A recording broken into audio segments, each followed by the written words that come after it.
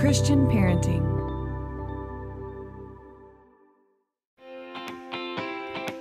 Welcome to the Called to Love podcast, where we discuss all things adoption and foster care and dive into the practical, the clinical, and most importantly, the biblical perspectives to help you and your family thrive. I'm Summer Colbert, adopted mom, director of adoption and foster ministry, and champion for the Arkansas Baptist Children and Family Ministries. Adoption and foster care aren't just a process. They are both unique invitations to go on a journey with the Lord, where you will experience life-changing opportunities to grow in your faith and learn to love in an entirely new way. One thing is for sure, being called to love means you will never be the same. Welcome back, families, to the Call to Love podcast. Hey, listen, today I am so excited to welcome some very special guests. You know and love them as a part of the Duck Dynasty family. Jep and Jessica Robertson, welcome. Thank you so much for being here. Thanks for having us. Howdy. I love that. Y'all, it's such an honor to have you on the show. And friends, today we're going to be talking about navigating the challenges of adoption. And as I said, you guys are a very close family unit that the entire world has come to know and love, but your family has been forever changed and grew through the addition of your son through adoption. And you've since become huge advocates for adoption awareness. So let's just start today by having you share a little bit about your family and your calling to adopt.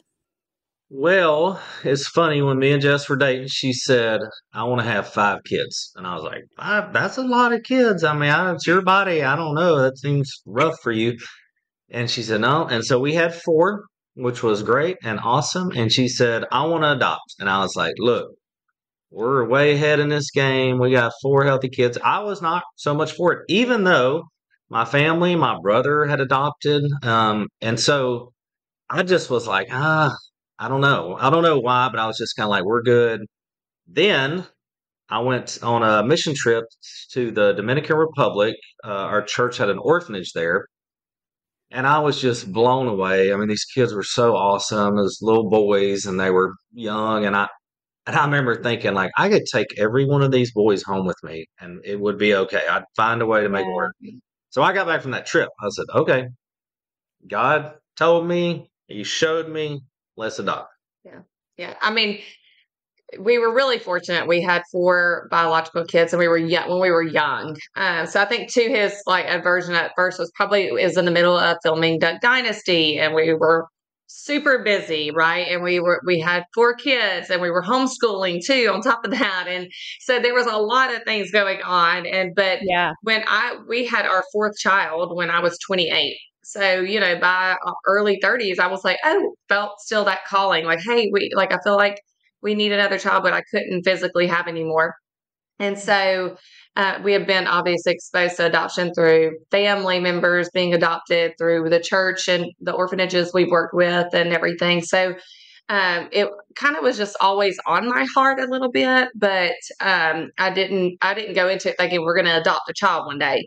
I think that, obviously not being able to have any more kids and also seeing a need is also, and just the power of seeing life come into the world and knowing we could financially, we have the room in our hearts that we love kids so much. And it was just kind of like, why wouldn't we do this? And really, like I said, I had felt that calling for a few years. I feel like I was kind of always talking about it, but it wasn't until he went on this trip that he was like, I feel like the Holy Spirit is definitely put that on your heart for a reason. And now after seeing that, then, let's do it. I love that. I love that you say Dominican Republic. My oldest son literally just came back last week from a mission trip there with his senior class, and it was a life-changing experience for him. And we really share a lot of similarities with y'all's story. My husband and I got engaged in Belize, Central America, and we were on a mission trip, and that was where we were working with school children and building a school. And that's where we both were kind of inspired to start our life journey together, and adoption was always on the brain. So, and you hear that a lot with it being one spouse that feels a little bit more of a tug and it takes the other another one a little bit to come along, but eventually the Lord does align your hearts when that is the calling. And I think that's a really important aspect of that. So, I think about for those who have not walked this journey, it can seem very easy to look at adoption from the outside looking in and just assume that it's this beautiful, easy fairy tale experience. But the reality is that there are a great deal of challenges that come as a result of saying yes to this calling. And that's part of our conversation today. So, talk about some of the challenges that you guys have realized in your own journey and just experienced yourself as adoptive parents. Well, even just the start, I felt like we had a couple fall through, and where we were like, I just knew it was going to happen. I even like told family members we were going to bring this baby home, and then it would fall through, and it was heartbreaking. So just even the opening your heart up to that possibility of adoption is you can be vulnerable, and there can be some heartache. But like when we adopted Gus, we knew nothing about his birth parents. It was a close adoption. And so we don't know genetic dispositions. We don't know if through the pregnancy, like she used drugs, and so those are like, obviously when she had the baby, we knew this, like, that she was not drinking or on drugs, but we didn't know through the pregnancy. So there were those unknowns of like, what if something, what if, we figure out there's something major wrong. And I think for me as the mom of 4 other kids and a wife, and who does seek for Jep to lead our family, like he just basically was so affirming. I was like, what if this happens? Like, we don't know anything about, she didn't get any prenatal care. And he goes, we'll face it when it comes. And I felt such a peace, like a weight lifted off of me, because I felt like, if like, I don't want it to be that I'm leading this. Like, I was like, you've got to be the sound answer for me in this process, and when he said that, it was just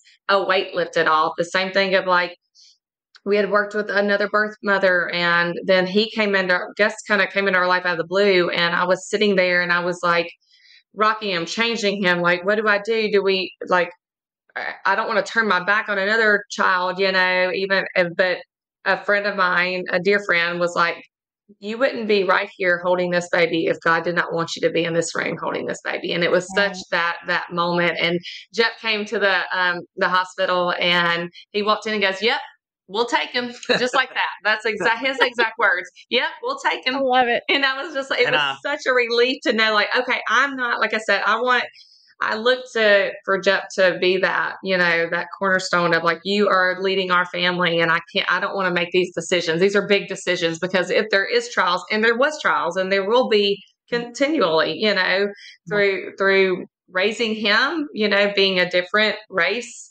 and the trials that we've had to face with him early on, and they'll still probably keep coming up, because he wants to be the same, and he's not. But that's the beauty of adoption. That's us being adopted into the kingdom through Jesus Christ. And so that's the way everything comes back biblical. Everything that we do is we try to raise them to know, like, look, God doesn't make any mistakes. He didn't design you and make a mistake. You are perfect just the way he made you.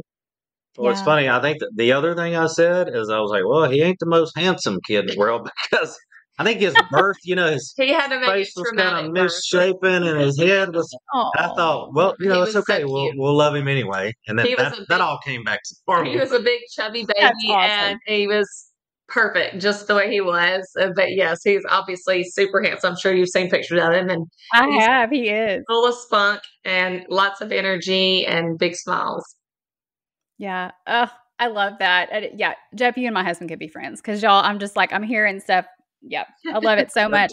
Yeah. And I appreciate you talking about that, because, there are so many challenges leading up to, we have experienced 9 different failed adoptions. And so just in our family alone, and that is something that people don't think about. They automatically just assume, we decide to adopt, and it's just an easy process, and you sign a piece of paper and there's a magical little bundle on your porch. But there's a lot of struggle that comes into just welcoming that child. But then the struggle doesn't stop there. There's more as you learn to raise your child. And we too are raising a child of a different ethnicity. And so we can definitely share in that experience. And that is statistically very, very common common for the adoptive families to not share that race and ethnicity with their children. And so any other challenges that you feel like would be really helpful for our families? Sometimes I feel like it's helpful just to put words to something that it's like, I want to say the hard thing out loud, but it feels scary because I might sound like a really bad person if I say, what I'm really struggling with. Anything else that you guys can think of that would be I a good would example to encourage our listeners? I would say, because I know I have another friend that I grew up with that adopted, and he's kind of going through it right now because she's younger than Gus, and Gus is what my dad would call high strung, and hyperactive. I don't know. There's a lot of terms for however you want to say it, but Yeah. he has way more go than any of the rest of our kids ever had, and so it can be very challenging. We've learned, and now that he's 8, it's definitely what's easier. helped us a lot. I feel like is sports. We need like avenues where he can get out and run and get going Yeah. and just get that motor trimmed down a little bit, because I think that's pretty common. I mean, I feel like. Well, and like I said, you don't know what they're exposed to, right? You don't know Right. genetic disposition, let alone what they're exposed to Right. in utero. So, like for us, we noticed about when he was 2 years old, like there was some, like 1.5 to 2. I feel like we started seeing, like, wait a minute, his things are working on a different level, and he was off the charts, probably. He's undiagnosed, like off the charts ADHD, but also had sensory issues. He would be fine for a moment if you did something. Then if you walk by and you touch his hair, and it would be a meltdown for hours. Like I was like, Yeah. I don't know how to do it. I don't know what to do. I mean, our biological Right. kids, I could be like, straighten it up. You better, Right. like, I mean, and so it was difficult. It was like, wait, we raised him from 3 days old. There is no Right. way he wasn't, there's been no trauma. There's been no, but through Jep started working after, actually, when he was about 3 years old, 3.5. Jep started working for a charity called All God's Children International. And Yes. through that, we learned a lot about trauma going back from in utero. Like, and I was Yes. like, as a mom, like, I didn't know that. Like, we were raised like, Right. no, just stop doing that. We didn't hear ADHD. We didn't hear that. It was like, sit down and be quiet. Right. And Right. there was no excuses. And so, and like I said, our biological kids, we didn't, our other son, we have 3 daughters and River, and before we adopted Gus, and River was the most, he's just like Jeff. So everybody talks about wild boys. Well, River was the opposite. He was the most chill, laid back kid. Can be too chill at times. Yes. And so I was like, I never experienced that until we had Gus. And then everybody's like, oh, he's just a normal boy. I'm like, nope, I have another boy. You can't just say he's just a normal boy. So those were definitely challenges. And like I said, that's even before him. I mean, about 2.5, he started realizing he was a different color than us and would ask. And he's also really big for his age. He wanted to fit in there, and so these are things which obviously now he's embraced his tall. Like I was like, a year ago though, he did not want to be tall. He was like, I want to be like everybody else. And I was like, one day you will love it. And but other people, we have friends who've experienced a lot of even more trauma than that. And so I think it's really important to have a good source of, like, a good avenue to go and get help and talk to, and books to read, and just your circle to be tightly knit so that you have that support system, because you need it. We all need it. We've had struggles with our biological kids, so we've had to go through some of them, and so no matter what, you need that support system for your family. And we're really fortunate. We not only have a great support system with our family, but we have a huge support system with our friendships, Hey, sweet friend, do you have questions about adoption and foster care? This podcast is meant to be a resource for you, to help you in this calling which can be full of so many unknowns. We want to answer your questions, which is why in the show notes you'll find Summer's email, which is summercolbert@gmail.com, where you can submit your questions to Summer and let us know if we can share your questions or story here on the podcast, so other listeners can know that they aren't alone in their wondering and experiences. Again, that email is SOMERCOLBERT@gmail.com, or use the link below. You are not alone in this journey, sweet friend. Now, let's get back to the conversation. I love that. It's so important. I mean, it's truly crucial to be able to survive this because with all of the different things that you don't necessarily expect as adoptive parents. I mean, you're learning, you're adjusting, you're trying to educate yourself, you're trying to advocate for your child, you're trying to keep yourself regulated when the behaviors are, taxing on you as the parents. And, that can be really overwhelming to a marriage. And so I'm curious for you guys as you were navigating, kind of having those aha moments, because we were the same way. I didn't know what I didn't know. I was in complete denial. We adopted our daughter as a newborn. And so I was like, no trauma, clean slate, there's no kind of issues. And then day one, it was like, oh, I was wrong.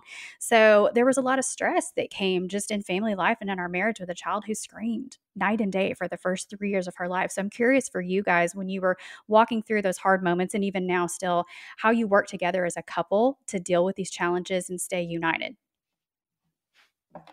Well, I think it's a lot of, having the other person to talk to. And it's kind of like, hey, and sharing the load. I feel like there's times where it's just like, she's like, hey, take us, y'all go do something outside and do, Yeah. go I'm do done for a little bit. Yeah. You need to have some daddy time. Right. Kids Yes. that can be, more of a handful. You just got to approach it differently. Mhm. And, so, we lean on prayer and God's word. Yeah. I mean, we definitely do that too. So, and I mean, we got lucky that we do have older girls like Priscilla, our 18-year-old. She's so great with us. She's got him right now. Because if he was here in the background, I promise you'd know it. He'd come streaking through here, So, I mean, I do think for me, I'm really fortunate to have a husband who, and we were married for a while before, but we got to that point in our marriage where we were a unit. We wasn't bickering about little things. We got past those things. We truly let things go, and we were able to love each other and forgive each other daily for whatever silly little things that annoy you, whatever. So I feel like we've had a great friendship for a long time. And so I think that is really important. And he's always been really active in our kids' lives. And I was like, I couldn't have done this by myself. I mean, I'm like, Gus requires a male role model like Jep. And Jep's so kind. I mean, he's very, like I said, my River's a lot like this, very laid back, chill. Things that don't irritate him as quickly as it can irritate me. So there are moments where I'm like, I gotta just go. I need to go to Target and just walk around for a minute. And I need to just I feel that. Stop thinking and not have to process anything else. But I think that's key, is that your unit, your core group, is you have someone you can fall back on and say, look, I need you to take the reins for a little bit. Yes, absolutely. Yeah, we call it tagging out at our house. I'm like, I need to tag out for just a minute.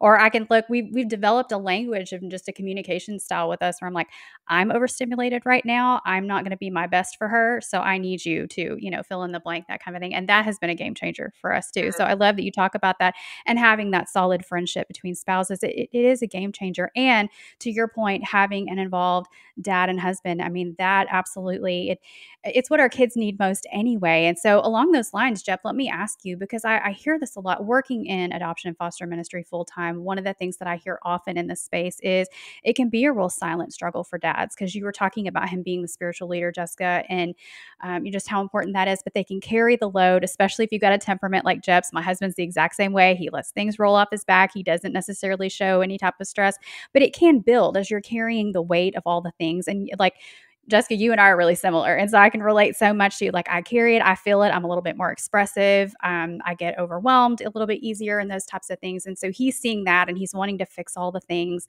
And so wherever you find yourself, in that balancing act of being the spiritual leader of the home and being the dad and managing maybe the extra trauma and the education and being the provider and all the things, what advice would you give to husbands and adoptive dads who are listening, as far as both leading well in their homes, but also expressing their own struggles as men? Yeah. For me, it's patience. And I mean, I feel like I'm kind of lucky in that area because I do just have a lot more patience, I think, than most people. But it's also, I mean, shoot, it happens a lot, like at night, and I'll have to get him aside because he loves pestering her and just coming up and just really just. It's such a horrible word to say, is pester, but he does, only to me. Yeah. and he'll say it like, even today, he had to come to the store with me and he didn't want to do it. And then he said something. I said, I love you. I was just, I love you so much. And I was like, I want to hug on you right now. And he goes, Mom, I love you. I get in your face all the time. And he goes, Yeah. That's how I love you. And I was thinking, Right. I'm always like, get personal space. I just, Right. Yeah. And so, You're in my bubble. But it's a different, he treats me differently than he does Jep. And that's probably a lot of kids do that with their mom versus their dad, but it's intentional, like the way he does it. And so, but I'm just like, God, give me that patience and that grace to go like, things work a little differently and that's okay. Like, help me to be okay and be like Jeff, let things roll off. I want to be that patient. And he's like, you pray for patience. You want to be super kind. Okay. Here's a kid might try you at times. So I'm trying to build that patience for you. Absolutely. I definitely feel that. Yeah. We so similar in our experience. And I was the primary caregiver that our daughter attached to when we brought her home. And so for a long time, I was the only one who could comfort, the only one who could regulate. That's still true a lot of times now with her being 9.5 years old. And like, he'll be sitting there going, I'm here, I'm available. Like, come to daddy and I will help with whatever. And she's like, nope, bypass to mom, every time. And I'm like, so we're having to teach her, that dad can regulate. Dad is, I don't know. And it's funny, but yet she's a daddy girl and there's certain things that only daddy can do. So it is funny, the different dynamic, and you do figure that out. And I can feel that too, of just needing that break and that space. And so Jessica, by and large, I see that it typically is the wife and the mother who carries the vast majority, a lot of times, of the calling. It just statistically, it is the wife who leads in that calling. And then the care related to adoption and attachment and all of that. So how would you encourage the women listening to kind of balance each of their roles in the home, as wife, as mom, as daughter, as friend, as, volunteer in the church, whatever that looks like? How can we balance it all without losing our minds and our identity and draining ourselves? Ooh, that's a big one. I mean, I would just say, prayer, there's a lot. I spend a lot of time.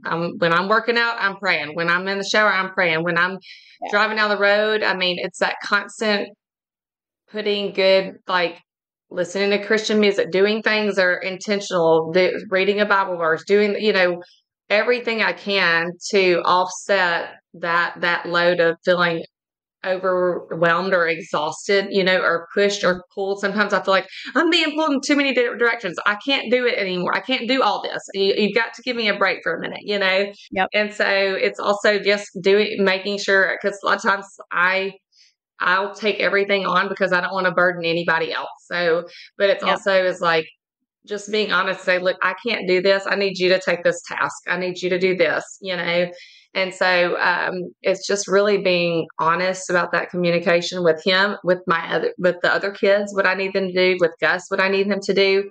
But it's just being like overly, just not taking too much on and being able to say no to some things. We had a pastor too, one time share, was like, say no to good things so that you have the opportunity to say yes to great things. And that's one thing, is like being too busy with the kids, which can cause extra stress. It'll cause too much stress for your marriage. It'll cause too much stress with the other kids.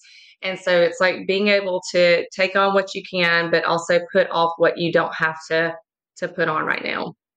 Yeah, I think that's great advice just for life, but especially in a calling that's as weighty as adoption, because there are so many extras that you don't anticipate in that experience and in that calling.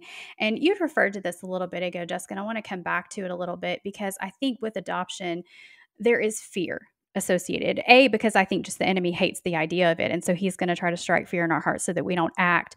But also for those of us who already have successfully adopted, there's still fear of what's to come, or the what ifs and all those different things. And so how would you speak to the fears, whether a family is listening and they're on the cusp of saying yes to adoption, or they're in the throes of it, raising a child? How would you speak to the fears that we experience as adopted parents?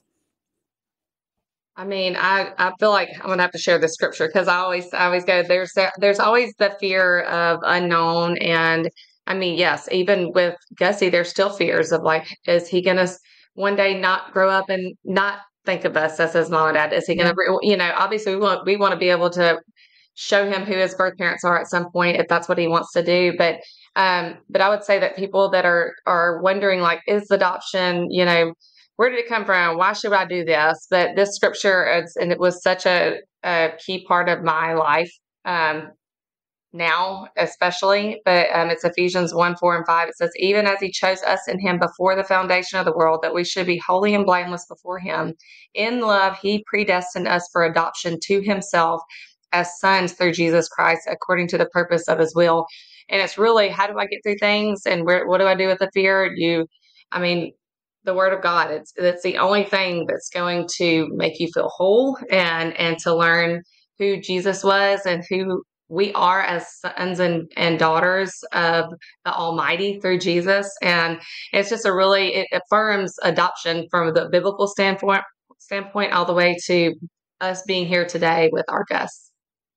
I love that. That's beautiful. It's such a great reminder. And we do everything. I mean, he's the one who designed the idea in the first place. When family was broken at the onset of sin, God had a plan. And it really is beautiful. It's messy, but it is beautiful. I want to ask you guys, I want to talk about your latest book and all of that. But before we do that, I have to ask this question because like you shared at the beginning of our conversation today, like you had the 4 biological kids, you had a beautiful life, a wonderful marriage, a thriving career and a TV show and all the different things.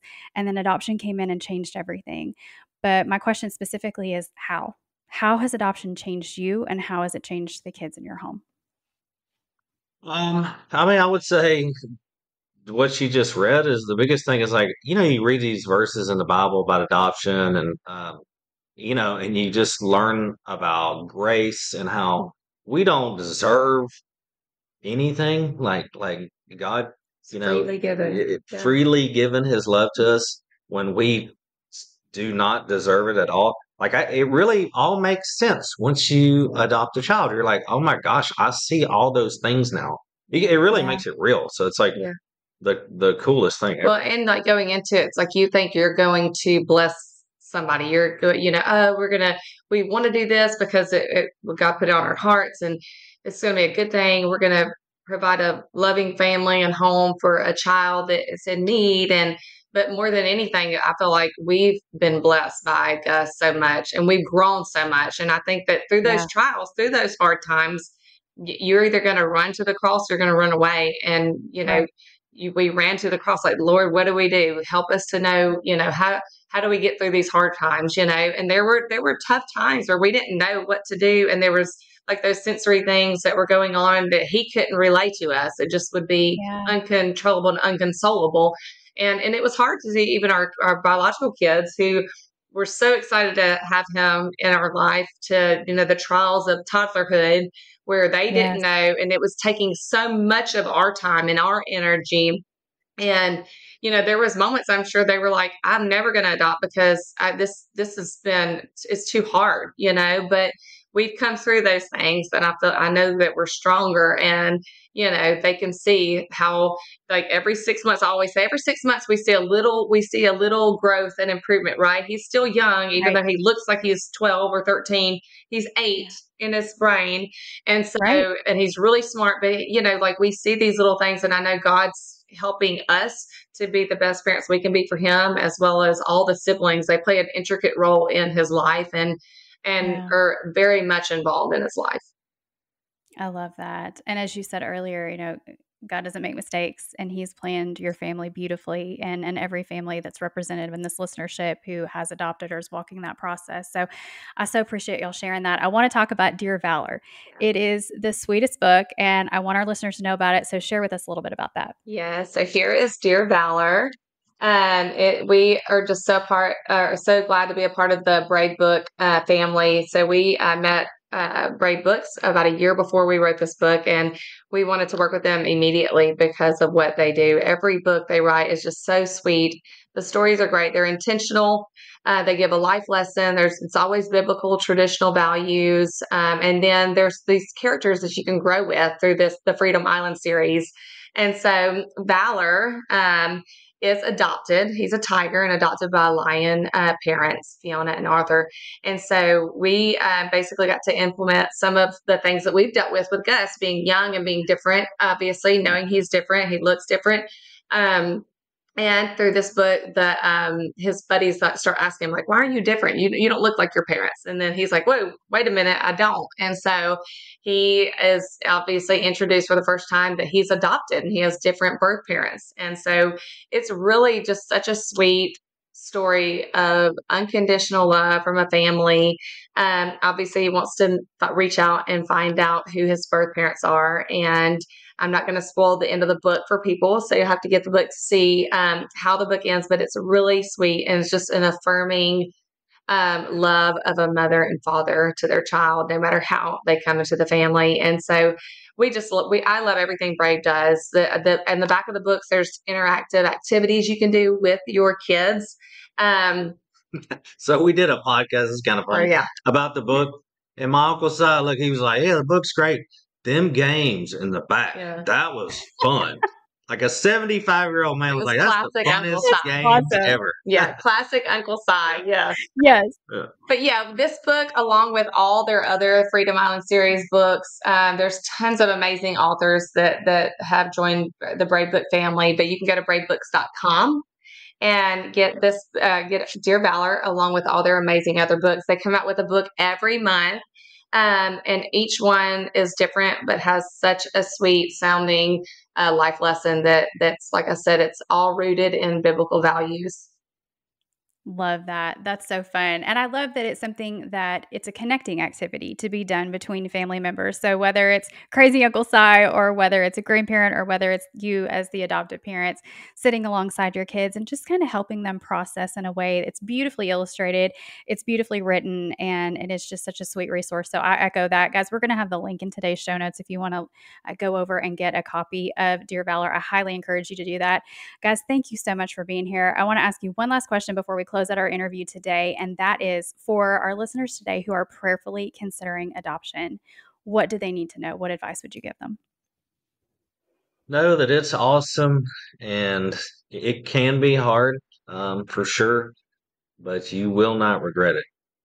I'll say that. And you can go to allgodschildren.org. That's who I work with. We actually do international adoption, so you can adopt through a company I work with, and they're awesome. That's great. Yeah. Love that. Yeah, we'll put that link in today's show notes in case you guys are interested in that as well. Jep and Jessica Robertson, thank you so much for being my guest today. Listeners, I know you've been blessed by them, and I know you know where to find them. Check them out on Instagram. Go to Brave Books and check out All God's Children. Guys, thank you so much for your time today. It's been a pleasure. Thank you. Thanks so much for having us. I love to hear from listeners, and so I would love to connect with you to hear your stories and answer your questions right here on the show. You can find me on Facebook and Instagram, send me a direct message, or send me an email at the link in today's show notes. I pray you have been encouraged by today's episode to walk in faith and continue to embrace your own call to love. Until next time, blessings, sweet friends.